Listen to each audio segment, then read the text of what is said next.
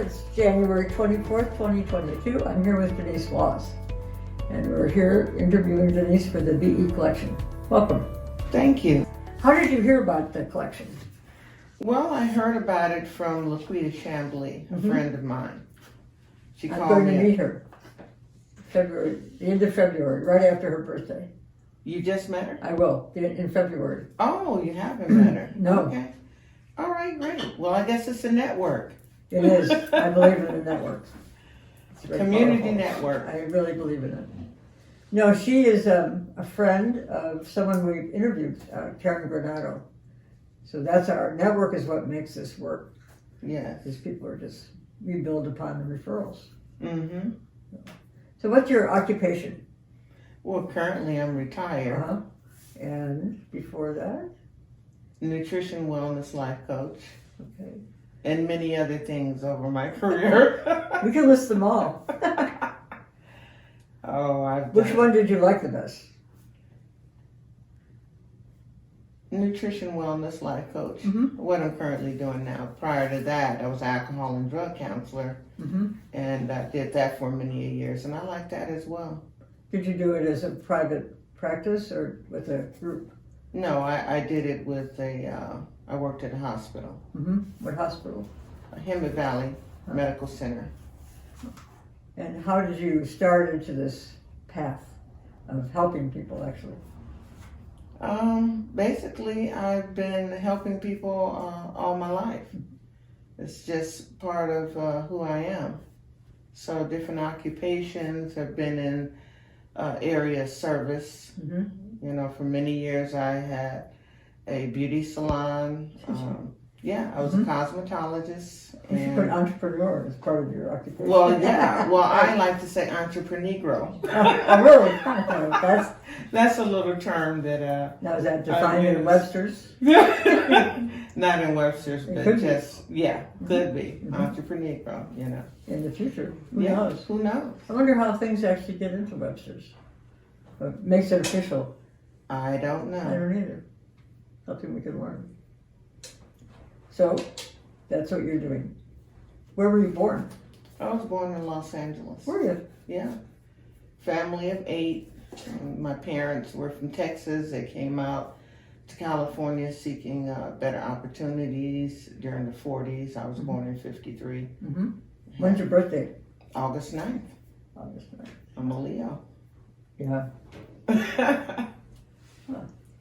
And so when they came out, were you already part of the family or were you on your way? No, I was born here. That's true. Out of the 8 of us, 4 were born in Texas and 4 were born here in Los Angeles. Are you still in contact with your family?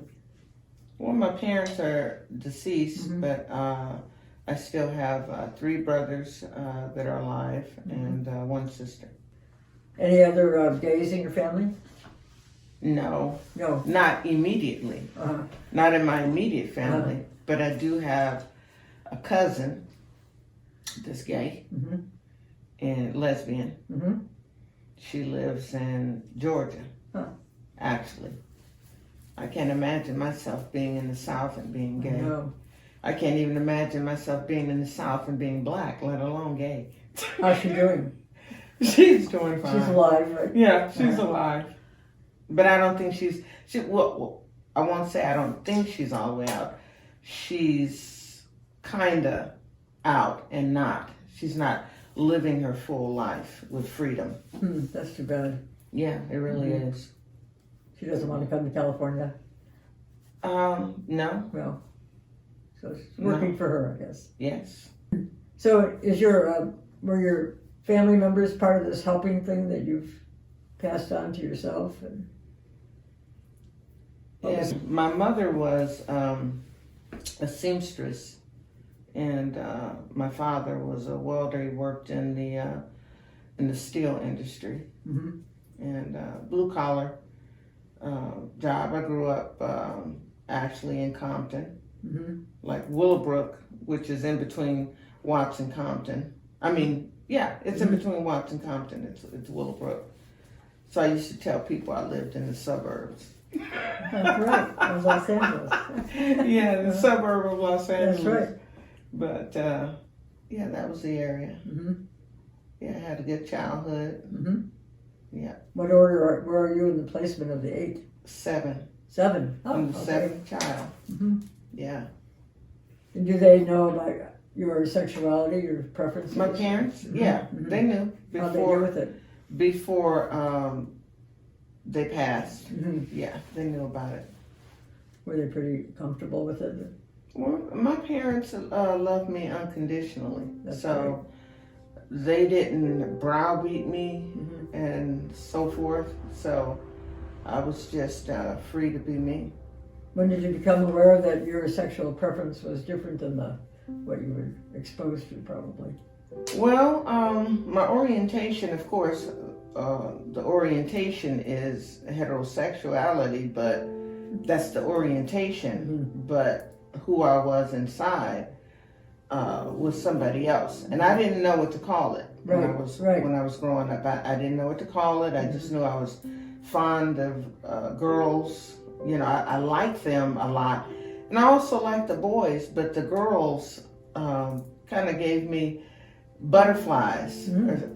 But I didn't know what to call it because in my community and my family of origin, I never heard the word gay. No, I didn't either. I never heard any terms that related to gayness. So I didn't know what it was. Mm-hmm. I really didn't. And when I think back, there was a man who lived on my block in a boarding house, and he was really flamboyant, but I didn't even know what to call him then. But when I think back, I say, oh, he was gay. But I didn't know what to call it when I was growing up. You know, I didn't even hear any derogatory statements towards gay people. That was good. I didn't, you know, I had no reference to that. So, you know, I didn't know. Mm-hmm. When did you know? When I was about 32, I think it was. Wow. Yeah. I was about 32. I asked that question about people in your family because part of this goes to Cal State Dominguez Hills. They're doing research, and as you research it, your name, you'll find that they're trying to make a link to the genetics of homosexuality through our interviews. Really? So this is a research project, and Genetics. that's one of the questions that they summarize what we do, you and I, and they put a little summary, and that's one of the questions that she's putting in there. I often thought about that if it had anything to do with genetics, but of course nobody was talking about it in my family, and certainly my parents. And I always wondered, I wonder if I had some uncles or some aunts or somebody in my family that were possibly gay, but I never knew. Well, that's one of the reasons, since they're helping us, they're archiving all our interviews, but they also do a little synopsis of every interview, and that's one of the questions that she answers. So I asked that, and it's significant. And I don't know that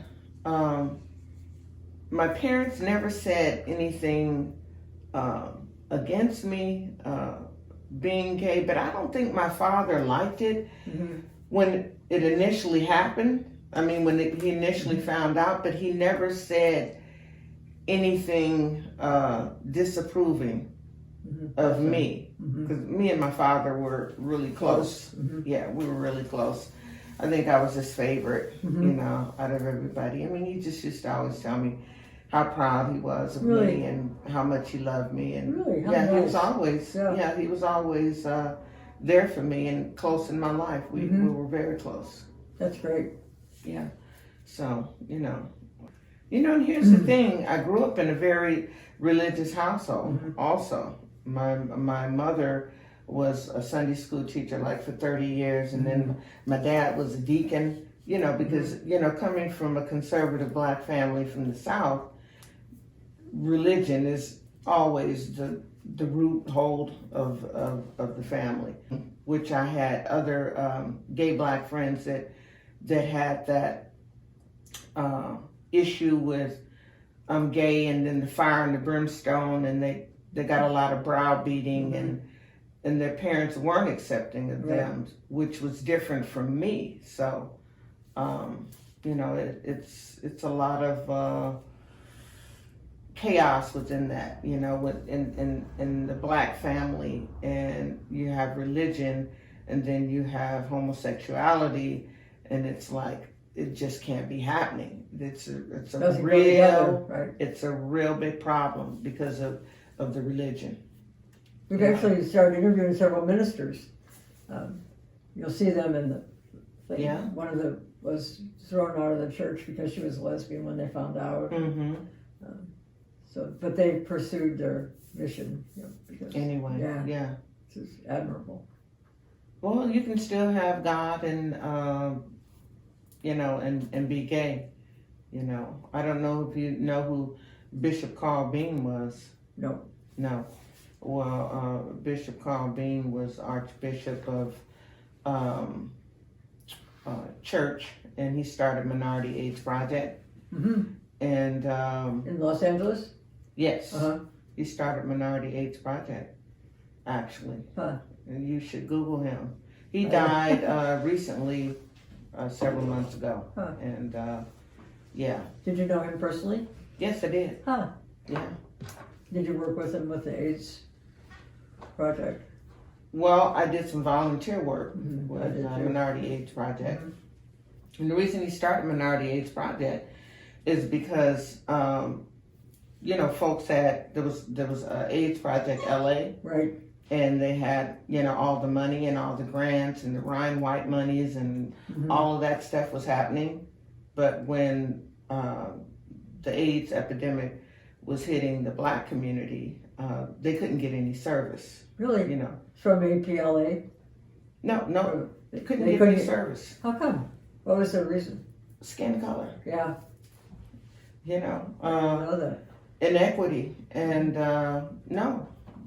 black folks couldn't get any service. Wow. I was around when the AIDS epidemic was really rampant in the in the black community, and there was no services. Everyone was being turned away.